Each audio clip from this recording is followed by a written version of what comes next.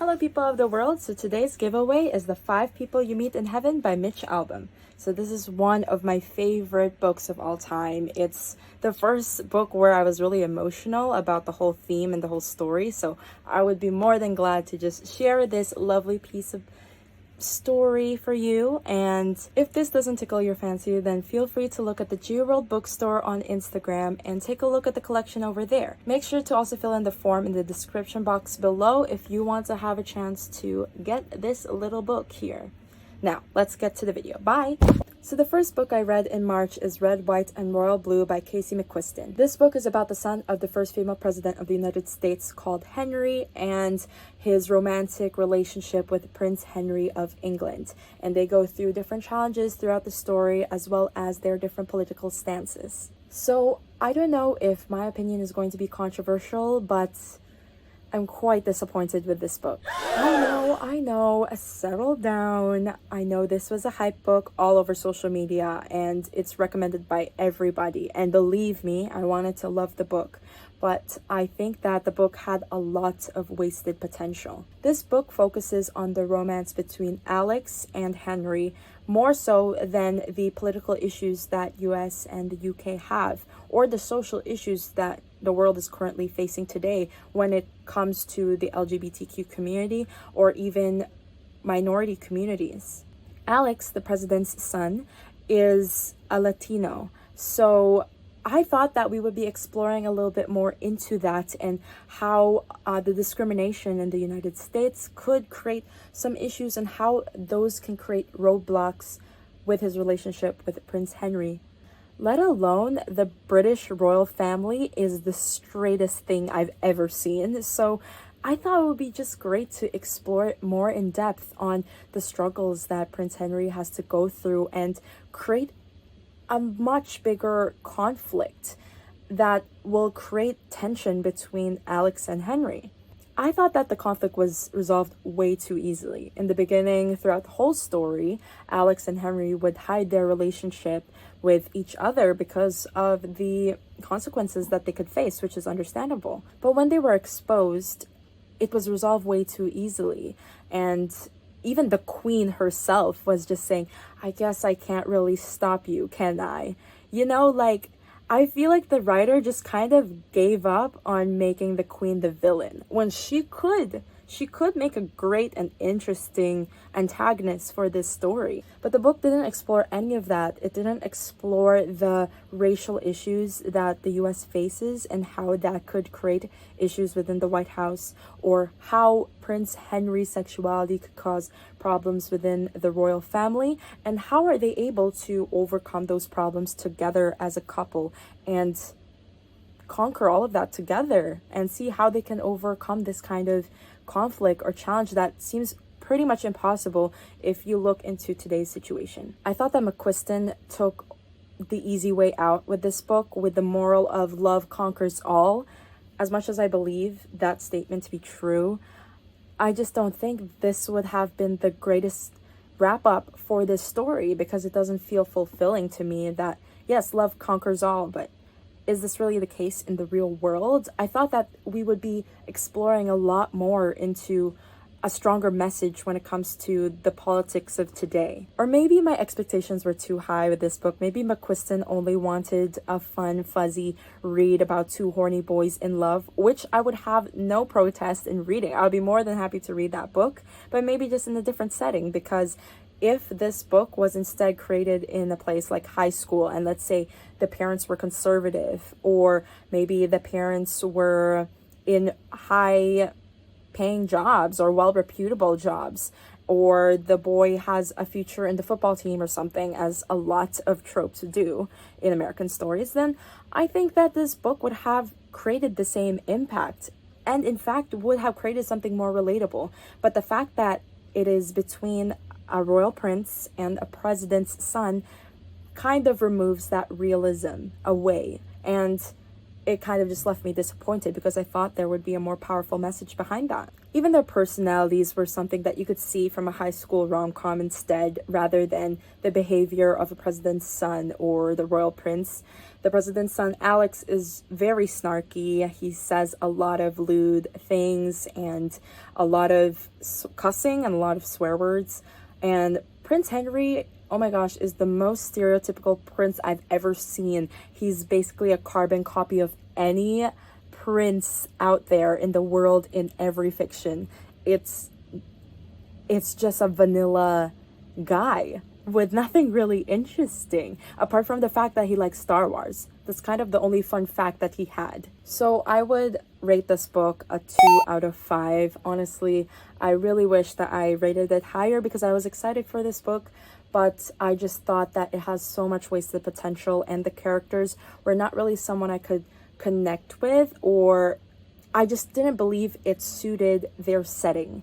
So if there was just a change in the setting, then I thought that the message would create something more powerful than what it created now, because it really could have explored more social commentary perhaps, and I thought that would have made that book a much more unique and innovative read. The second book that I read is People We Meet on Vacation by Emily Henry. Can I just say that this book is a 5 out of 5 straight up. I haven't cried in a rom-com in a very long time, not since Landline by Rainbow Rowell, which I'll probably make a video separate on that in the future. People We Meet on Vacation is about a girl called Poppy who's a travel writer and goes all around the world to record her stories or some tips on traveling to those certain countries, and she really loves meeting new people, which I resonate with a lot. She would go on a vacation every summer with her best friend Alex until they stopped after 10 summers, and they haven't spoken for 2 years, ever since a certain incident happened. Can I just say, this is the second time I've seen an Alex love interest in the stories I read in March. What is the fascination with a guy called Alex? Is there some kind of formula over here? If you're into Love, Rosie or When Harry Met Sally, then this book is definitely the one for you. What I really like about this book is that Poppy and Alex have nothing in common. There's nothing that they really have shared interests with. But instead of going for the classic enemies to lovers trope that this dynamic usually has, it goes for a friends to lovers trope, which is kind of new to see. And it's definitely more realistic. It's not like you're going to hate everyone that you see that has nothing in common with you. Dare I say, that'd be a little racist. These two learn a lot from each other through their differences. They accept them and they figure out how to complement each other with these differences. And that's how their relationship gets stronger throughout the whole story. And it's just that the pining and the angst are too real, because you do see their differences. You know how different they are, but you also see how perfect they are for each other. But you do understand that sometimes their differences create a roadblock, and that's what stops them from being together. And that just makes you feel so sad for them. I cried towards the ending because when Poppy was going to tell her feelings to Alex, Alex was just telling her that they were too different. It doesn't make sense for them to be together, and he wanted something where it would just make more sense. So when she ran away crying and just saying that, you know, she'll be okay and she's just gonna cry it out, I was just crying with her because I was like, I feel you, girl. You're gonna be okay. Like, it's going to be fine. Like, you both deserve each other. Why can't you see that? The characters are so lovable, they're so relatable, and their banter is very top tier. I haven't seen a rom-com that has such natural banter in a while. Like, it's just something you definitely see like a bunch of your friends talk about, and I really enjoyed it. It's like I'm a part of their trip, you know? It's a perfect romance novel, 5 out of 5. Enough said. We're ending the month of March with It Ends With Us by Colleen Hoover, and oh boy, it does end with us. Ends with us in tears. This story is about a girl called Lily Bloom and her relationship with Ryle, a new surgeon that she met in Boston. The two quickly fall in love and get into a relationship until, to her surprise, Lily meets her first love, Atlas, in Boston, And the two of them left so many things unsaid because their ending was very sudden and they needed to find closure with each other. This book has a trigger warning of domestic abuse. It focuses on the theme of Lily's relationship and how she struggled through domestic abuse and how those patterns were reflected in her parents as well. Hoover is a genius in writing the story because in the beginning, you root for Ryle. Ryle is charismatic, he's smart, funny, has a good job. Basically, he's a perfect guy. And the way that he bantered with Lily was also something where you could see a lot of romantic chemistry in. Until midway in the book, he snaps for the first time. And that makes you so confused as the reader along with Lily. You're questioning how Ryle is and who he is as a character at the same time Lily starts to question it. And I thought that was a very interesting feeling to have. Like, my heart was in my throat when I saw the first incident because it's like, what the heck just happened? I just saw them hit it off for the first couple of chapters and it was so romantic too. I really thought I was in for a rom-com. But it all went downhill from there because Rel would keep promising that he wouldn't do it again, that it was an accident, until he keeps doing it again. And you watch Lily's journey in realizing how to break off from that pattern. And can I just say, I should have listened to my instinct because, first of all, if you're a guy who's called Ryle, then I don't want to have any business with you. Ryle just sounds suspicious. I mean, why wouldn't you call your kid Kyle or something along those lines? Ryle is just bad news. It's suspicious. Nobody is called that. I have a huge issue with the names of this book because Ryle's sister Alyssa calls her daughter Riley. Not the R-I-L-E-Y Riley, but the R-Y-L-E-E Riley. Why don't you just spell her name like Riley? Like a normal person? Like, girl, honey, this ain't that special. Or even the other love interest, Atlas. Why is he named after the airline company?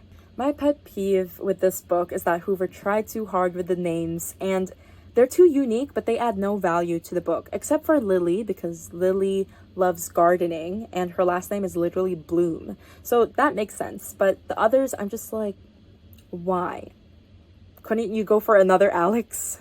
Despite the annoying names, I really love the message of this book and the way Hoover portrayed the theme of domestic abuse. It's not as black and white as it seems, and you really get to understand Lily's thought process throughout the whole relationship, and you start to sympathize with her and understand where she's coming from. A lot of the narratives in domestic abuse is always, why doesn't the woman leave?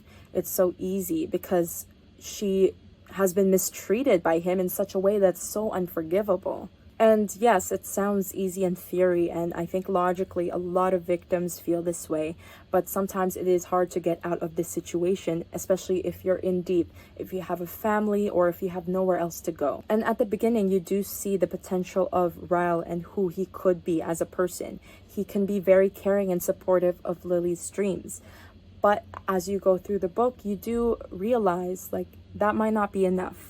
But it is hard to see that because you're grieving over what could have been. Lily is not weak for staying, and I really do appreciate the narrative that Hoover showed, that we always place the blame or the questioning to the victim first before we do to the person who inflicted the violence. It is heart-wrenching, and you really root for Lily to break away from those patterns and find her freedom again. And at the end of the book, she finally does leave, and I was in tears because I was like, thank the Lord she's out, because that's what she deserves. I would rate this book a 4.5 out of 5. I think Hoover did a great and clear job in terms of conveying this message of domestic abuse and what the victims could go through. The only reason it's a 0.5 deduction from the full score is not because of the names, but because of the dynamics between some of the characters and how they became friends.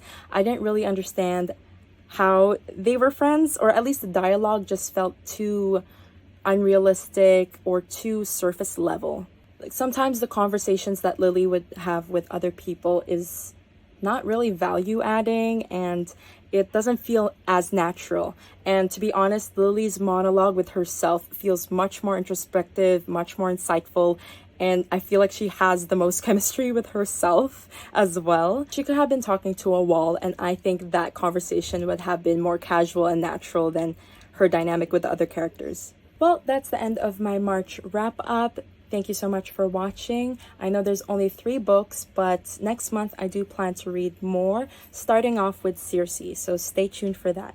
Make sure to subscribe if you haven't done so yet, because you need your eggs for breakfast if you're going to have the notifications on for my next video. Well, stay tuned. Bye bye.